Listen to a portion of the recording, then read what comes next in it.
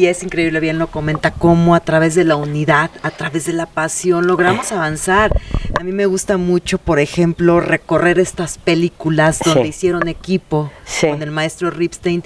Y se vale también decir que podemos ser cómplices, que podemos motivar. Necesariamente somos cómplices. Esta es una profesión. Toda la gente cuando cree que uno gana mucho en el cine, qué equivocados están. Yo he hecho infinidad de películas sin cobrar un centavo, contra viento y marea, con tal de que se haga no cobramos. Y uno puede decir yo no cobro, pero luego tienes que convencer al actor de tú no cobres, eso cuesta un poco más, digo, porque no es de ellos. No, ellos son contratados a posteriori, ¿no? Y sí, la complicidad es indispensable. Rip y yo somos cómplices, obvio. Y eso es, después de tantos años juntos, el signo, lo que prevalece es esa complicidad.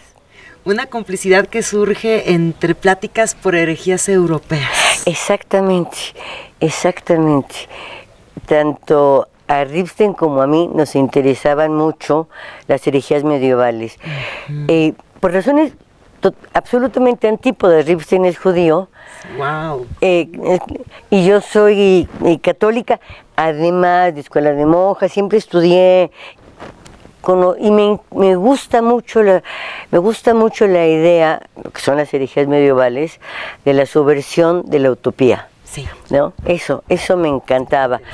Y nos encontramos en un pasillo, en UTEC, una cosa que existió y que ya no existe, como todo, como todas las instituciones. Hubo una vez una cosa que hacía muy buenos programas. ¿Secretaría de Educación Pública?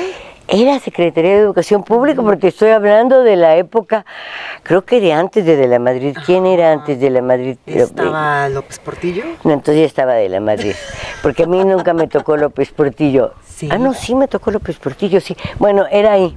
En Radio y Televisión Educativa está. Era UTEC. Sí. Radio Educación Educativa y Cultural. Sí. Y le conté esto y toda la gente piensa que era como culteranismo, ¿no? Sí. Pero no, eran temas que por distintas razones nos apasionaban. Elegimos contar la historia de la Nueva Jerusalén, que luego se convirtió en el Evangelio de las Maravillas, pero me llevó 10 años saber cómo la iba yo a contar. Wow. Vamos, porque lo que sí teníamos muy claro, tanto Ripstein como yo, es muy seductor contar la historia de una secta que andan vestidos de romanos, ¿no? Y ahí la estoy viendo con la visión de un antropólogo francés, ¿no? Que llega a México y dice, qué interesante, los mexicanos muy folclóricos. Y no queríamos, yo no quería contarla así. Entonces me llevó un rato saber cómo la quería contar desde el punto de vista de la secta. Bien. Es una película que cree que va a llegar el fin del mundo y el fin del mundo llega. Así ¿no? Es. Eso me costó trabajo entender cómo contarlo, porque es el punto de vista de Dios.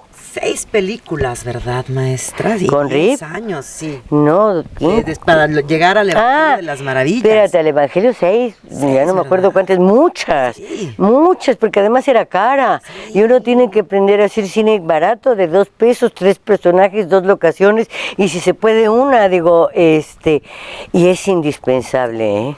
Y qué bonito era antes, como lo comenté, estos equipos tanto humanos como materiales, las locaciones. Hoy lo vemos ya todo con cámara verde o con una camarita chiquita. Bueno, sí. O después de la época pandémica que se cerraron las salas de cine.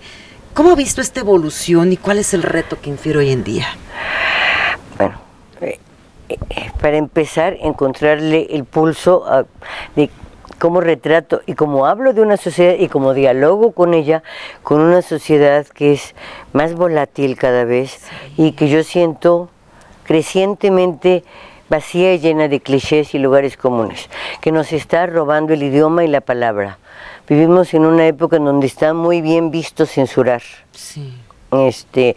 Hace un ratito que estaba platicando con una de las gentes del taller, de repente le dije, la idea de la reeducación de los campos de concentración estalinistas ahora es bien vista y aceptada. Sí, tú tienes que modificarte, tienes que dejar de ser y dejar de hablar y pensar lo que se te pegue la gana. Entonces, yo quiero volver a tener la libertad de decir negro y que la gente no me diga afrodescendiente. No, negro porque en español la palabra es negro. Y si yo la connoto negativamente, ese es el problema. La negatividad, no la palabra. Y no me pueden impedir que yo use las palabras. Y siento que en el cine de hoy día, no solo el cine, en la sociedad de hoy día, la solución que estamos encontrando es restringir, ¿no? En lugar de evolucionar, restringir. Es el imperio de la Inquisición lo que estamos gestando. Sí, es cada eso complica mucho los temas, los temas a elegir, las escenas a elegir. Yo me veo obligada cada vez que doy estos talleres a decirle a los chicos, recuerda que la protagonista es menor de edad y en Europa no vas a encontrar financiamiento, porque si la niña tiene 15 años y sale enseñando el pecho, no te la financian porque dicen que es abuso. Y dices, sí, no, ahí están limitando la posibilidad de contar la historia de una niña violada, por ejemplo. Pero bueno, sí, así es la vida, le tienes que decir, ojo, tienes que evaluar qué quiero contar y las posibilidades de que la película exista, porque la censura ha crecido. Antes era el gobierno con normas absurdas. Ripstein hizo una película que no hice yo, Los recuerdos del porvenir, de Elena Garro, que era la época cristera. Era la época en la que la época cristera no había existido, la pasaron a la revolución y entonces era incomprensible. Unos hacendados ricos que se levantaban en contra del gobierno porfiriano. Sí, claro. Digo, incomprensible. Sí, pero vivimos en una época en donde estamos gestando y apoyando entre todos un régimen, una idiosincrasia muy totalitaria y muy restrictiva. Y es precisamente esas limitaciones en cuanto a expresión los retos más grandes que están enfrentando los creativos hoy en día, ¿no? Exacto, en todos los ámbitos. Y no solo es la falta de financiamiento, que existe y mucho, ¿no? Que ahorita se tiene que hablar solamente de un cierto tipo de historias, es también el público, es el público. Hemos perdido un público pensante. El público cada vez se conforma más con la cosa superficial de arribita, ¿no? Y por supuesto, cuando el temblor del 85, entre las miles de cosas que se hacían para ayudar a la gente, a mí me tenía que hacer unos guioncitos de las mujeres de las vecindades en Ciudad de México, cómo las ayudaba de hecho ni siquiera el gobierno, la gente. Entonces hice una historia en donde llega el paquete de ropa y en el paquete de ropa había un vestido de fiesta de lentejuelas que a una mujer que se le cayó la casa, lo más absurdo es que tenga ganas de tener un vestido de lentejuelas largo. ¿Para qué lo quiere? ¿Sabes para qué lo quiere? Para sentirse bonita. Porque en un momento donde no tienes casa, no tienes agua, no tienes techo, no tienes futuro, el sacrosanto derecho a sentirte bonita. Me acordaba una historia que me contó un argentino que había estado preso político, no desaparecido, preso político en la cárcel, y que uno de los compañeros de la crujía se metía al baño y se estaba mucho tiempo. Y entonces las crujías tienen autogestión y hicieron una asamblea a los de la cárcel y le dijeron, tienes que decirnos, pensaron que estaba enfermo, tienes que decirnos por qué tienes diarrea y te encierras tanto en el baño, porque es una cosa que va a repercutir en todos nosotros, ¿no? Es social para la crujía. Y el tipo les confesó que se metía, porque en lugar de papel del baño tenían pedacitos de la revista Hola. Ok. Y entonces... Esta Socialité, ¿no? Sí, exacto, una revista de palacios y la reina de Inglaterra y la simpática sonrisa de la marquesa de no sé quién, que le permitía evadirse del mundo, le permitía salir de los oscuros límites. Y ahí entendí eso y pensé que las dos mujeres, porque la anécdota viene de la realidad, que se jaloneaban por el vestido de lentejuela, es aire, es salirme de la oscuridad de mi momento y soñar que soy la simpática sonrisa de la marquesa de Guermantes, ¿no? Exactamente. Y cuando, por supuesto, la señora que estaba encargada de los damnificados del sismo del 85 me dijo que no era ejemplar. Y yo pensé, para vidas ejemplares, las de santos que leí de niña. Exacto. Sí. O sea, y es eso precisamente lo que hace el cine con estas historias tan maravillosas, mostrarnos ese indicio de alegría. Vivimos en un mundo con tantas cosas encima, maestra, que buscamos ese rincón donde además, tener fuerza, existe el ¿no? sacrosanto derecho a la frivolidad. Vamos, a mí me gusta, dice mi protagonista, a mí me gusta verme bonita en medio de este jacal, sin piso, con gallinas. Me gusta verme bonita. ¿Para qué? Para sentir que salgo de este hoyo, ¿no? Sí, y es totalmente aceptable, razonable y respetable, ¿no? Porque a final de cuentas a esta vida venimos a realizar las cosas que nos apasionan, que nos llenan, independientemente de la elección que sea, siempre y cuando respetando a terceros, pero independientemente de eso, pues es pero lo que mira, nos llena, ¿no? Además, no solo eso, hay una concepción ya no de la pobreza, de los pobres, que los deshumaniza. Vamos, si eres pobre, eres nada más pobre. Y tu humanidad está disminuida a la pobreza. Y yo creo que recuperar que hay pobres buenos, pobres malos, pobres envidiosos, pobres simpáticos, que la humanidad no está determinada por el darles dignidad humana, sino es paternalismo. Así es. Y yo al paternalismo, cruz, que se vaya el santo y venga Jesús. Así es, porque la gente tiene que también aprender y a buscar su sustento, a trabajar, a porque la gente no deja de ser gente, ¿verdad? La gente no deja de ser gente. Y podría ser campesino de acá y odiar a mi hermano porque les siembra mejor que yo. Lo odio, le tengo celos, le tengo envidia. Eso. Entonces, yo siempre he creído, por eso me gustan los personajes sórdidos. Y volviendo a la Biblia, que es muy buen referente para, igual que la mitología, ahí están las grandes historias que se tienen que contar. Y en la Biblia, al principito, Adán y Eva están ahí y se convierten en seres humanos, se convierten en humanos en el momento en que pecan. La humanidad está en el pecado. Así es. Y también se recrean muchas escenas de Caín y Abel. Y por supuesto, entre ellos y la mitología está el universo de todas las historias que vamos a contar. Tantas historias durante estos años, tantas satisfacciones. Si yo le preguntara ahorita, maestra, si pudiera contarme, relatarme una sinopsis de la maestra Paz Alicia García Diego, ¿cómo la definiría? Cenicienta. Yo soy Cenicienta. Vamos, yo fui una mujer muy afortunada. Yo nunca tuve que andar con un guión que andar con un guión bajo el brazo buscando que me lo produzcan.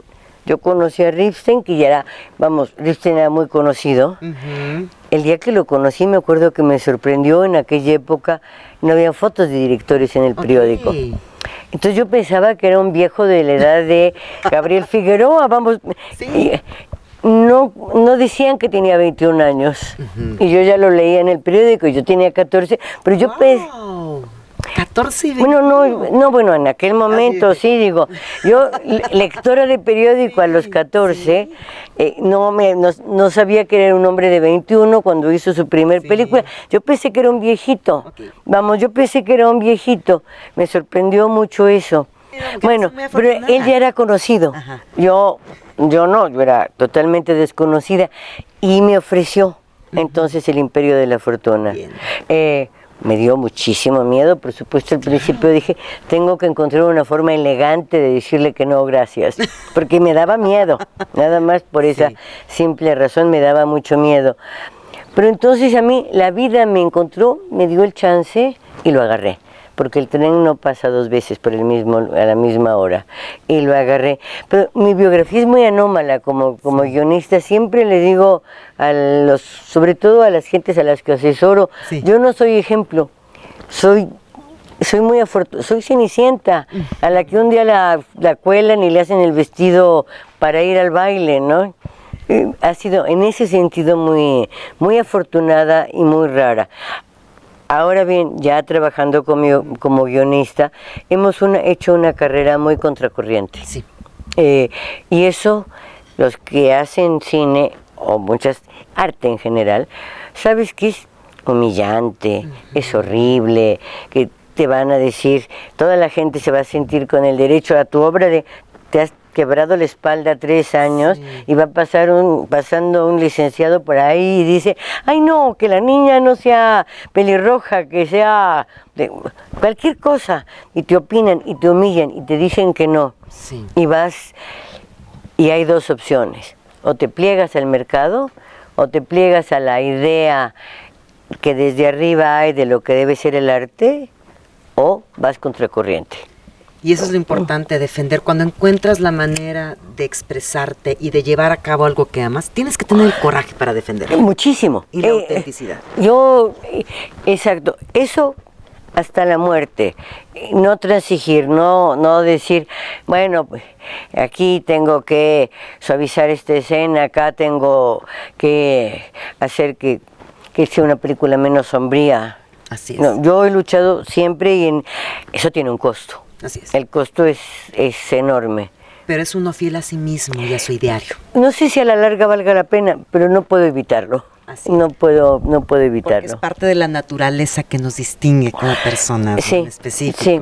Y es el ideario que tenemos que defender. Sí, eso es lo exacto. Yo tengo que ser fiel a lo que yo quiero contar. Esta última película que hicimos, que se llama El diablo entre las piernas, es una película que de entrada, del solo momento de sexo de 2 viejos, ya causa asco y revuelo en el 90% de la población, ¿no? Pero yo venía un poco ya harta de la idealización de la vejez, de esas películas en donde la señora tiene Alzheimer, pero es un Alzheimer encantador, ¿no? Y se casa vestida de novia, y es que lindo, cumplió su sueño. No, es horrible. No solo el Alzheimer, envejecer es horrible, pero quería yo contar las pasiones que subsisten después de la juventud. Siguen, son demonios negros, no te los puedes quitar de encima. Ya el cuerpo no te da, pero no la cabeza, el deseo sí te da.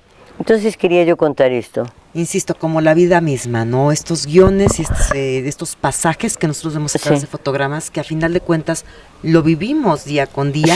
A veces nos da pena, nos anquilosamos, no los queremos contar, pero están ahí porque forman parte inherente del ser humano. Sí. ¿No? Y es muy grato el poder nosotros verlos, disecarlos a través de la pantalla, porque de alguna manera también nos podemos, ¿por qué no sentir aludidos con cada una de estas historias? Además, yo esta película le digo a cualquier jovencita, just you wait, Dr. Higgins, digo, vas a llegar, ¿eh? Tú dices, yo nunca voy a ser viejita, se llega.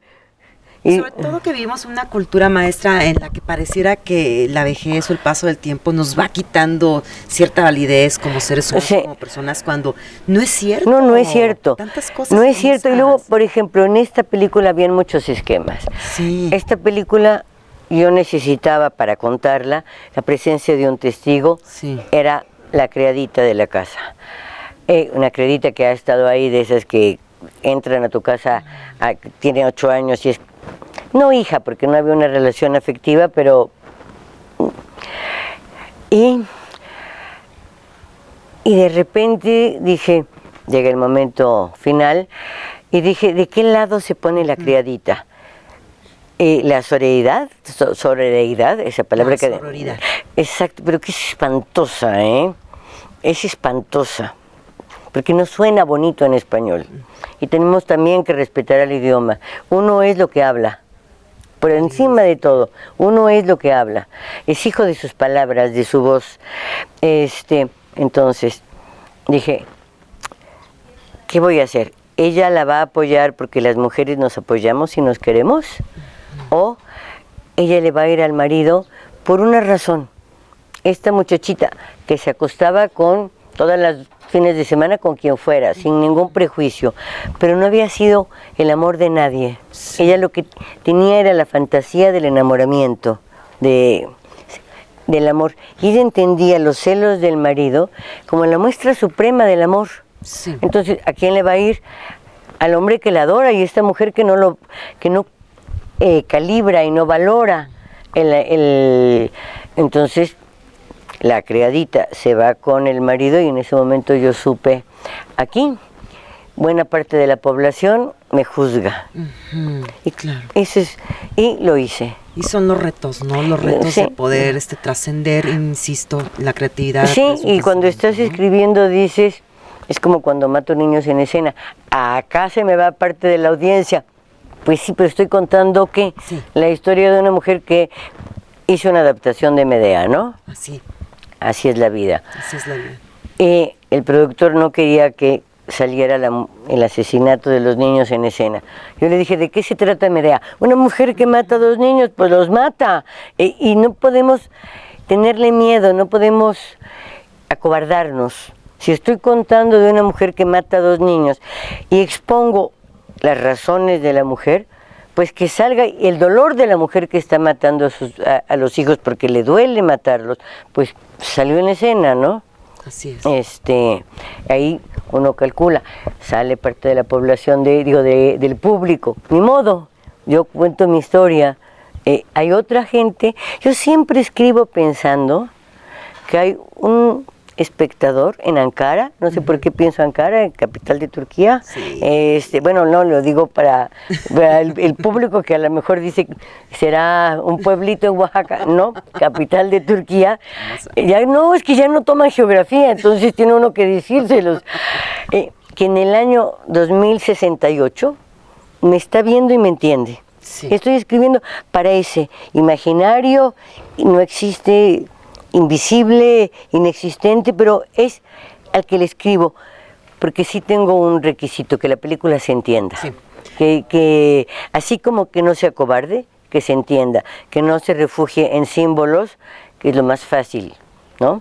Es lo más fácil y lo más vacuo y lo más superficial.